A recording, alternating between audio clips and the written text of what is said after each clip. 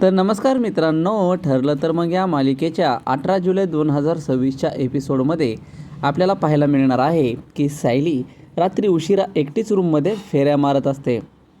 तेव्हा अर्जुनला जाग येते. तो तिला विचारतो की तुला नक्की काय हवे, तू अशी का फिरतेस. यावर ती तिचे डोळे बोलून दाखवते. सायलीला इतक्या रात्री मोतीचूरचे लाडू खावेसे वाटत असतात. अर्जुनला ते एकदम सोपं वाटतं, म्हणून तो बोलतो की काही काळजी करू नकोस, मी आता ऑनलाईन ऑर्डर करतो. पण ऑनलाईन ऑर्डर करताना त्याच्या लक्षात येतं की खूप उशीर झाल्यामुळे सगळी दुकानं बंद झाली आहेत. त्यामुळे कुठेच डिलिव्हरी एक्सपेक्ट होत नसते. त्यामुळे सायलीचा हिरमोड होतो आणि त्याची चिडचिड होऊ लागते. तो विचार करू लागतो की आता नक्की कोण आपल्याला हे मोतीचूरचे लाडू आणून देऊ शकतो. अर्जुन एकदम त्या पद्धतीने विचार करत असतो. सायली मोतीचूरच्या लाडूसाठी हट्टाला पेटलेली असते. अर्जुन त्याच्या एका मित्राला फोन करतो आणि 1 किलो लाडू आत्ताच्या आत्ता बनवून दे असं सांगतो. पण तोही त्याला बोलतो की ते लाडू तुला काही झाले तरी उद्याच मिळतील. मग अर्जुन स्वतः बाहेर लाडू शोधायला जातो. तो वेगवेगळ्या दुकानांमध्ये जाऊन लाडू शोधत असतो, पण त्याला कुठेच मिळत नाही. त्यामुळे त्याचा आणखीनच हिरमोड झालेला आपल्याला यावेळी दिसून येतो. अर्जुन येईपर्यंत सायली कुसुमताईला फोन लावते. तिचा इतका रात्री फोन आल्यामुळं कुसुमताईलासुद्धा चिंता वाटू लागते. पण सायली तिला म्हणते की मी सहज फोन केलेला आहे. तिकडे कसे आहेत सगळे, श्वेता कशी आहे. श्वेता म्हणजे प्रियाने पाठवलेली मुलगी असते. कुसुमला खरं तर श्वेताचं खरं रूप माहीत नसल्यामुळे ते तिचं सायलीकडे गुणगान गाते. श्वेता अगदी तुझ्यासारखी आहे, तिने तुझ्यासारखंच सगळ्यांना लळा लावला आहे असं सांगून कौतुक करते. सायलीसुद्धा तिला सांभाळून घे असं प्रेमानं सांगू लागते. दुसरीकडे तुरुंगातून प्रिया बाहेर कसं पडायचं यावर डोकं लावत असते. इतक्यात तिला एक आयडिया सुचते, म्हणून ती तिच्याकडच्या लेडी कॉन्स्टेबलकडून गुपचूप फोन मागवते. प्रिया तिला पैसे देत असल्यामुळं ती लेडी कॉन्स्टेबलसुद्धा तिची मदत करत असते. तो फोन घेऊन ती लगेचच सचिनला फोन लावते. सचिनला ती एक वस्तू अरेंज करायला सांगते, ज्यामुळे ती तिथून बाहेर पडू शकते. प्रियाने सांगितलेली कल्पना सचिनला आवडते आणि तो तिला बोलतो की मी उद्याच त्या वस्तूची अरेंजमेंट करतो. काम झाल्यावर प्रिया मनातल्या मनात सायली अर्जुनला मूर्खात काढत असते की मी आता बाहेर आल्यावर तुम्हा दोघांना कुठेही तोंड लपवायला जागा सोडणार नाही.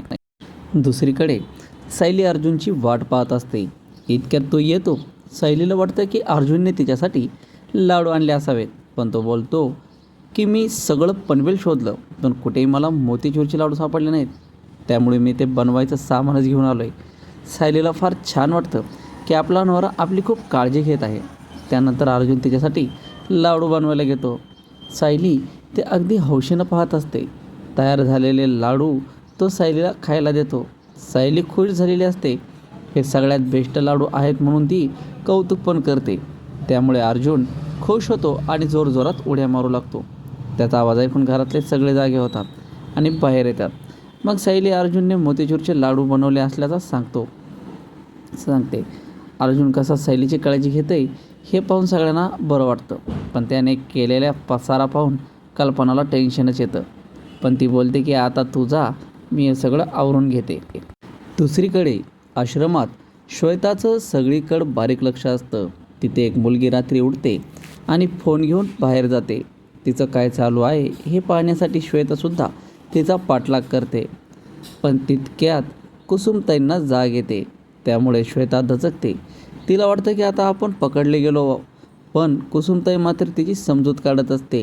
तिला वाटतं की आपण अचानक आश्रमात आल्यामुळं श्वेताला थोडं अवघड जात असेल, म्हणून ती तिला समजावत असते. त्यामुळे तिचं काम सोपं होतं. थोड्या वेळाने श्वेताच्या फोनवर एक मेसेज येतो. तो तिला पाहायचा असतो, पण आश्रमातले काका जागे असतात. ते सुद्धा काहीतरी काम करण्यासाठी तिला बोलावून घेतात. त्यामुळे तिला ते पाहताच येत नाही. किचन साफ करत असताना कल्पनाला समजतं की अर्जुनने ज्या बेसनाचे लाडू बनवले ते एक्सपायरी डेट झालेले होते. ते खाल्लं तर सायलीला त्रास होऊ शकतो. ते अश्विनला एक गोष्ट सांगते आणि लगेचच अर्जुनचा रूममध्ये जाते.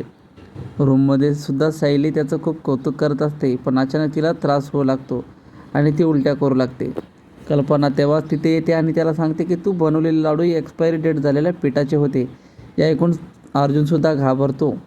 बाळाला आणि सायलीला आपल्या हलगर्जीपणामुळे काही होणार तर नाही ना, अशी त्याला भीती वाटू लागते.